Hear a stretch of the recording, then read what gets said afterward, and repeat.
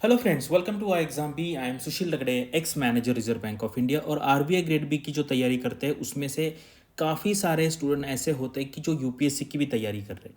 तो यहाँ पर आपको पता है आरबीआई का अभी जो टेंटेटिव बुकिंग जो हुआ है वो 15 जून को हुआ है फेज़ 1 का। पहले यूपीएससी का एग्ज़ाम आपको पता है 26 मई को होने वाला था, लेकिन अभी इलेक्शन की वजह से वो 16 जून को हुआ है।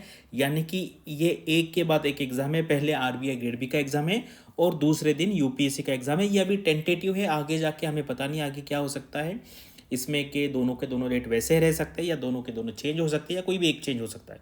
तो ये है, तो इसको कैसे टैकल करना है और ये आपको डिसाइड करना है। मैं कोई जेनेरिक आंसर यहाँ पे नहीं देने वाला हूँ, लेकिन मैं आपको कुछ सिनारियो यहाँ पे एक्सप्लेन करूँगा, उसके बेसिस पे आपको ये डिसीजन लेना है।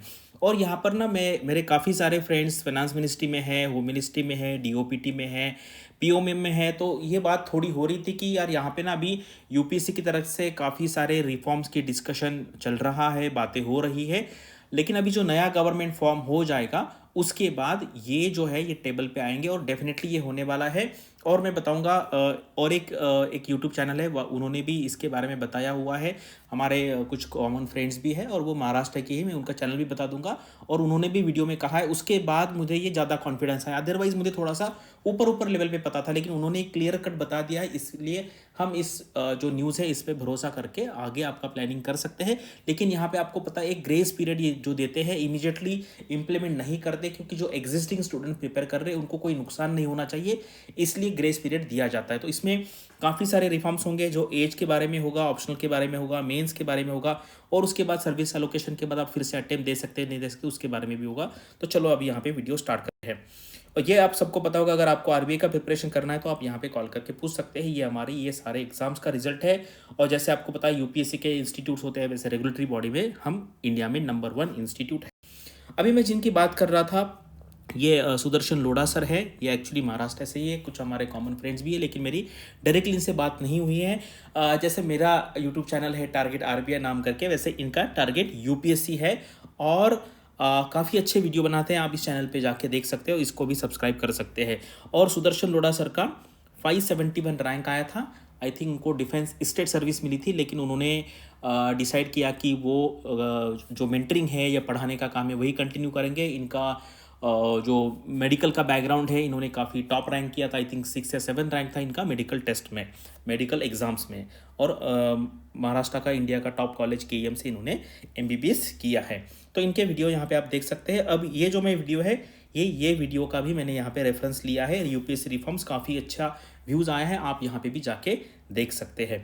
तो यहाँ पे देखो क्या है, 2-3 चीज़ें हैं। सबसे पहले तो आपको पता है, जैसे यूपीएससी का एग्ज़ाम और आरबीआई के एग्ज़ाम में अगर आपको पूछूंगा कि कौन सा एग्ज़ाम अच्छा ज़्यादा अच्छे तरीके से एवॉल्यूट करता है, तो यहाँ पे थोड़ा सा डाउट हो सकता है। लेकिन यूपीएससी के एग्ज़ाम पहले तो बहुत अनसर्टन था, जब मैं दिया करता था एग्ज़ाम। मैंने 2 बार मेंस एग्ज़ाम दिया है। और इनकी जो पॉलिसीज़ है उसका मतलब बैड इम्पैक्ट कुछ लोगों पे होता है, कुछ लोगों पे अच्छा इम्पैक्ट होता है। तो मेरे उस टाइम पे जब दिया था ना, तो यूपीएससी क्या करता है आप सबको पता है, डिसाइड करता है कि ये सब्जेक्ट को अच्छे मार्क्स देने हैं या ये सब्जेक्ट्स को कम मार्क्स देने हैं, ऐसे डिसाइड करता है। और फिर उसमें कुछ लोगों का फायदा होता है, कुछ लोगों का नुकसान होता है। आपका लक अच्छा होगा तो आपका चल जाएगा, अदरवाइज नहीं होगा। तो इसलिए फिर पहले यूपीएससी ने क्या किया, 2 ऑप्शनल की जगह एक ऑप्शनल रखा। आपको पता होगा, मैंने आज टेलीग्राम पे पोस्ट भी डाला था, पहले आरबीआई में भी ऑप्शनल सब्जेक्ट हुआ करते थे, इंग्लिश एंड ईएसआई कॉमन हुआ करता था। उसके बाद finance and management, statistics and economics, इसमें से आपको कोई भी एक सेलेक्ट सब्जेक्ट करना था। लेकिन उसमें वो बहुत होने लगा कि कुछ लोगों को बहुत ज़्यादा मार्क्स, दूसरे पेपर में कम मार्क्स, इसलिए वो सिस्टम उन्होंने हटा दिया। तो अभी यूपीएससी का भी आपको पता है एक ऑप्शनल सब्जेक्ट है, उसमें भी अगर कोई सब्जेक्ट है उसमें ज़्यादा अच्छे मार्क मिलते हैं, एंथ्रोपोलॉजी में है, मैथमेटिक्स में ज़्यादा मार्क मिलते हैं, तो उससे भी बच्चों पे अन्याय होता है। तो इसलिए अभी इन्होंने डिसाइड किया है, और ये डेफिनेटली होगा 25-26 या मैक्सिमम 27 में ये डेफिनेटली होगा, कि उसमें जो ऑप्शनल सब्जेक्ट है वो निकालने वाले हैं। और उसमें एक्चुअली एडमिनिस्ट्रेशन में जो सब्जेक्ट्स लगते हैं एडमिनिस्ट्रेशन चलाने के लिए, वो सब्जेक्ट्स यहाँ पर लाएंगे। और उसके बाद मेंस में भी कुछ सब्जेक्ट ऐसे ऐड करेंगे जो कॉमन एडमिनिस्ट्रेशन के लिए यूजफुल होंगे। तो ये हो गया। उसके बाद एज भी इनका कम करने का प्लानिंग है, 27-28 एज करने का प्लान है। लेकिन अभी आप जो प्रिपेयर कर रहे हैं उनको डरने की बात नहीं है, इसको ग्रेस पीरियड दिया जाएगा। लेकिन जो एग्जिस्टिंग लोग हैं उनको इसका तकलीफ प्रॉब्लम यहाँ पे नहीं आएगा। और दूसरा सबसे लास्ट वाला जो इशू है, अभी आपको पता है अगर आपको आईएएस या आईएफएस मिलता है तो आप यूपीएससी के एग्जाम नहीं दे सकते, सर्विस में रहते हुए आपको रिजाइन करने पड़ता है और फिर आप एग्जाम दे सकते हैं। तो सिमिलरली आपको पता है यहाँ पे सर्विस अपग्रेडेशन होता है, जिनका आईआरएस मिला है वो फिर से आईआरएस देते हैं, एग्जाम देते हैं, और कभी कभी उनको फिर वही मिलता है या फिर नीचे वाला सर्विस मिलता है। तो अभी उसमें भी चेंजेस होने वाले हैं। अगर मान लीजिए किसी को आईआरएस मिल गया और फिर से एग्जाम वो नहीं दे सकते, अगर देना है तो आपको रिजाइन करके करना पड़ेगा, क्योंकि इससे बहुत लोगों का यहाँ पे नुकसान हो रहा है। तो ये जो बातें हैं ऑलमोस्ट फाइनल स्टेज में है, जैसे ही नया गवर्नमेंट आ जाएगा उसके बाद ये सारे चेंजेस यहाँ पर हो जाएंगे। तो अभी हम यहाँ पे देखते हैं कि आप में से कुछ लोग ऐसे भी होंगे कि जिनको यूपीएससी नहीं देना, उनको तो आरबीआई पे ही फोकस करना है, लेकिन ऐसे लोग हैं जिनका यूपीएससी और आरबीआई दोनों पर फोकस है।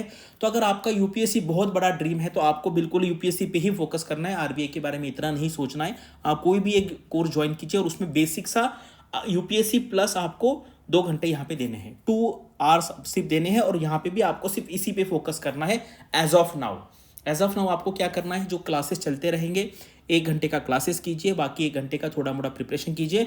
और यूपीएससी प्रिपरेशन कर रहे हैं मतलब आप फुल टाइम कर रहे हैं, मैं उनके ही बात कर रहा हूँ। अगर आप जॉब कर रहे हैं तो फिर आपको एक ही एग्जाम पकड़ना पड़ेगा, अदरवाइज फिर वैसा ये दोनों एक यूपीएससी नहीं होता विदाउट मतलब जॉब करते करते, तो दोनों एग्जाम तो इम्पॉसिबल है। मैं ये मान रहा हूँ कि आप फुल टाइम प्रिपरेशन कर रहे हैं, यूपीएससी का प्रिपरेशन 10 घंटे चलेगा आपका और आरबीआई का 2 चलेगा 12 घंटे। 12 घंटे तो बहुत नॉर्मल है, लोग 15-15 घंटे करते हैं। मैंने भी 1-2 साल 15 आवर्स पढ़ाई यहाँ पे की है। तो ये बात होगी। अगर आपका आरबीआई मेन एम है तो मैं आपको कहता हूँ कि फुल फ्लेज्ड आपको आरबीआई पे ही फोकस करना है। और इसमें भी मैं ऐसे कंसिडर करूंगा कि आप फुल टाइम प्रिपरेशन कर रहे हैं तभी ये करना है। आपको 8 to 10 आवर्स आपको क्या करना है, 8 to 10 आवर्स आपको आरबीआई का प्रिपरेशन करना है, और हर दिन आपको 2 to 3 आवर्स आपको क्या करना है, ये जो है आपका इसका सिर्फ पेपर सॉल्व करना है। अभी आपको इसके बारे में बिल्कुल नहीं सोचना है, ठीक है। इस तरीके से ये आपको प्रिपरेशन करना है, मैंने बता दिया। अगर आपका आरबीआई यूपीएससी मेन एम है तो क्या करना है, उसके बाद आरबीआई मेन एम है तो क्या करना है। अगर आप देखेंगे इसमें से काफ़ी सारे ये जो सेक्शन है ये सेक्शन है, यहाँ पे काफ़ी सारा कॉमन है, ठीक है। मतलब लोग सिर्फ यूपीएससी का प्रिपरेशन करके सिर्फ आरबीआई में जाके बैठेंगे तो भी उनका पास हो जाएगा, क्योंकि आगे जाके अगर आप देखेंगे, देखो जहाँ पे जीएस है, एसए है, ऑप्शनल सब्जेक्ट है, इंटरव्यू है, तो ये आगे वाला प्रोसीजर तो सेम है। यहाँ पर बस यहाँ पे कुछ फाइनेंस के टॉपिक्स या कुछ मैनेजमेंट के टॉपिक्स आपको पढ़ने पड़ेंगे, अदरवाइज इथिक्स यहाँ पर भी है, इथिक्स यहाँ पर भी है। तो यूपीएससी एंड आरबीआई साथ पे करना बहुत पॉसिबल है, लेकिन आपको एक एग्जाम पे फोकस करना पड़ेगा। अगर यूपीएससी फोकस करना है तो आपको ये फॉर्मूला यूज करना पड़ेगा, अगर आरबीआई के फोकस करेंगे तो ये फॉर्मूला यूज करना पड़ेगा, ठीक है। लेकिन दोनों अपॉर्चुनिटी बिल्कुल नहीं छोड़नी है, ठीक है। एक पे 90% फोकस और 10% जो बचते हैं उसमें आपको जो दूसरा एग्जाम है उसकी तैयारी करनी है। और अभी सेबी भी आएगा, अभी आईएफएससी भी आएगा, तो इतने ज़्यादा एग्जाम पे मत फोकस करो। एक एग्जाम ही आप सब में निकालना बहुत मुश्किल है, 2 तो थोड़ा मतलब खींचतान करके पॉसिबल हो जाएगा, लेकिन 3 अगर करेंगे तो फिर कुछ भी नहीं होगा। वैसा बिल्कुल यहाँ पर नहीं करना है। और जो इन्फॉर्मेशन मिला था यूपीएससी का वो काफ़ी मेरे फ्रेंड से भी मिला था, और मैंने जो सर का नाम लिया है उनके यूट्यूब चैनल से जब मैंने देखा तो मुझे कॉन्फिडेंस आया, इसलिए मैंने आपको यहाँ पर बताया है, ठीक है। तो आपको इससे रिलेटेड या कोई भी टॉपिक रिलेटेड कोई भी क्वेश्चन है तो आप कमेंट सेक्शन में मुझे पूछ सकते हैं। Thanks for watching this video and all the best for your studies and upcoming examinations.